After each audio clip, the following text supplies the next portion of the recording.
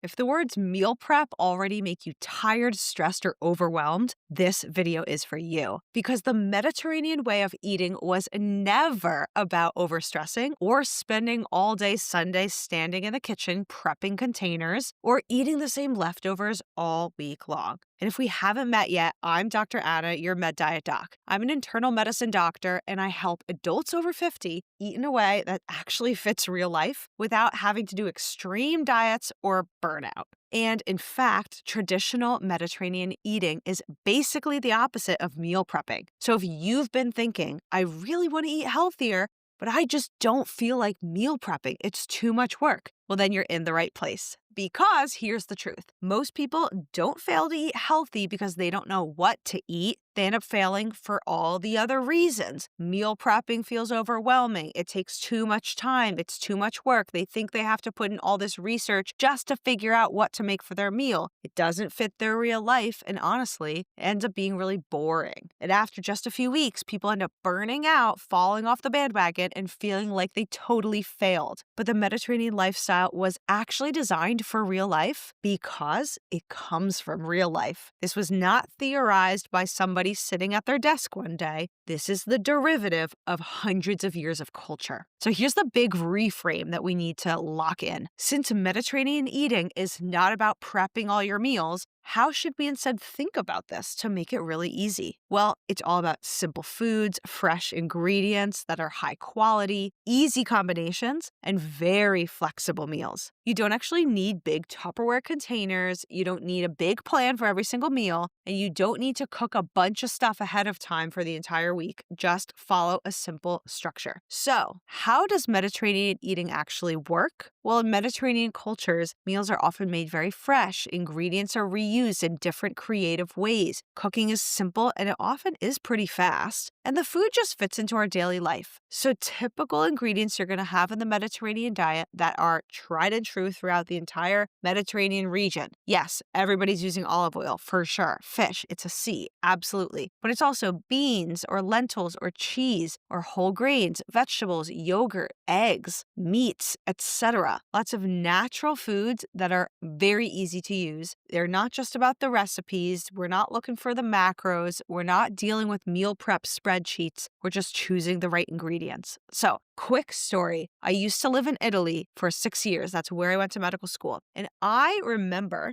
being completely shocked coming from the US culture, seeing the stark difference in the way people grocery shop there compared to here. So typically in America, people drive to the grocery store, park their car in the parking lot, and they go and they fill their cart to the brim, and they're coming home with like 10 different bags of groceries. And yes, those groceries can last for a week or more, but it's a huge haul. Instead, what a lot of people do in Italy, for example, and lots of other countries in the Mediterranean, is they'll get the food they need from the grocery store just for that next meal, just for dinner. And so what this can look like often is if people are walking to work or they're taking public transportation, they'll walk into a grocery store. They don't even use a shopping cart or even a basket. They just grab the ingredients they want for that evening, carry them in their arms, buy them. Maybe it's 3 or 4 items, and then they go home and they make their meal. It really can be that simple. And so we need to start to think about the way we can incorporate simplicity into our eating, even if we still prefer to drive to the grocery store and buy a bunch of stuff in advance. That's okay, but it's the mentality that we can adopt. Now, if you're already thinking, okay, but I still don't know what to make, and I really want to know how to make Mediterranean eating and the Mediterranean diet super easy for myself, well, I got you covered. I have a free guide with 100+ Mediterranean meal ideas that is linked below this video in the description.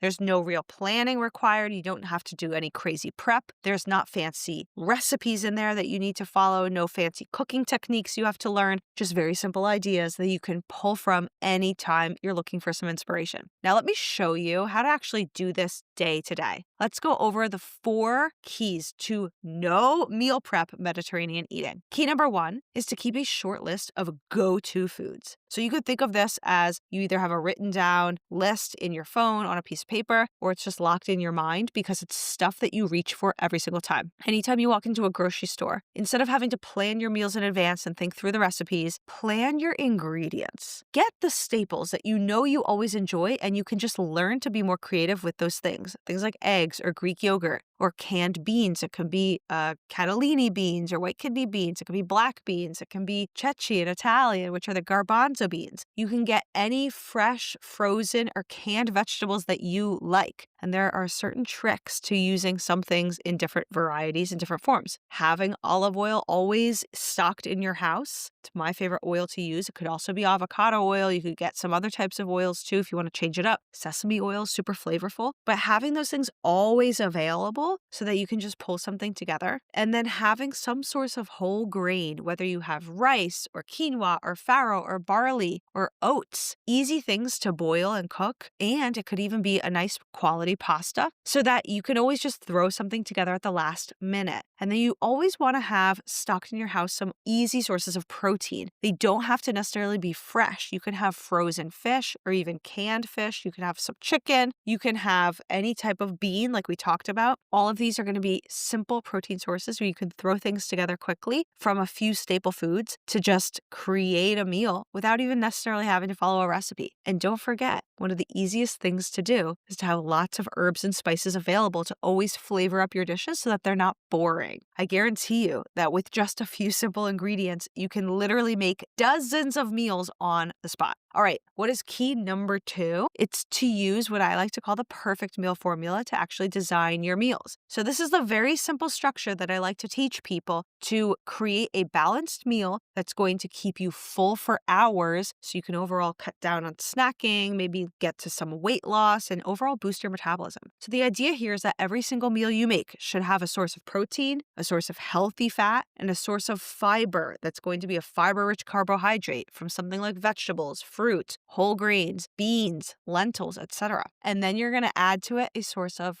herbs or spices, natural flavorings. So when your meals follow this pattern, again, you can stay full longer, your energy will stay steadier, your cravings can lower, your blood sugar is often going to be more stabilized because fiber, fat, and protein are the 3 things that help to regulate our blood sugar, and you're just going to start feeling better. And no, you don't have to prep all this stuff in advance. You just start to think about what are the ingredients that provide me these basic nutrients that I know I need to eat in my meal, and then you could start to kind of formulate yourself into a recipe all on your own or into a meal on your own. All right, key number 3 here, which is a really important key if you are somebody short on time, is to prep ingredients, not necessarily whole meals. So meal prep can be very annoying for people and they don't like to do it, but instead we can still cut down on the cooking time or the time that we have to spend in the kitchen if we do think in advance through the ingredients we want to have. So any Mediterranean eating or any Mediterranean dish is going to focus on high quality ingredients, but that doesn't mean you can't prepare them a little bit in advance. What some people do is they like to make their own tomato sauce and they're going to jar it or can it so that it's ready later, but they've prepped that ingredient or they've prepped that component of the meal. Maybe this for you looks like washing and chopping certain vegetables in advance, such as you love to have chopped cucumber or a diced up tomato in salads. Well, you can chop that up in advance and keep it in your fridge so that over the next 2 or 3 days, you can just toss it in to an easy grain bowl, an easy salad, have some sliced up cucumber available for dipping into tzatziki or dipping into hummus, etc. You could also store things and have them ready for the next time. So some people like to batch cook a whole meal and then freeze it. You're preparing for the future, but you're not necessarily meal prepping aggressively all the time. You just have some backup meals that are healthy and ready to go. And it could be that you just buy ingredients that are really easy to cook down. I love to get a bunch of spinach and kale in my house. Why? Because those vegetables take like 30 to 60 seconds to cook down. And I don't have to stand there roasting vegetables in the oven for 45 minutes after I've chopped them all up. So you can start to strategize when you have less time to just prep your ingredients in advance. That means also buying the right ingredients that have shorter cooking times. All right, key number 4 to be able to cut out all the meal prep yet still follow Mediterranean eating is to repeat meals without guilt. Now, you do not need crazy variety every single day. It is completely okay to eat basically the same breakfast on most days. You just rotate through a few simple lunches that you have at work. Maybe if you go to a cafeteria and there are only so many options, you only really get a couple of things. And then absolutely reuse dinner ideas. The reality is that repetition makes things easy.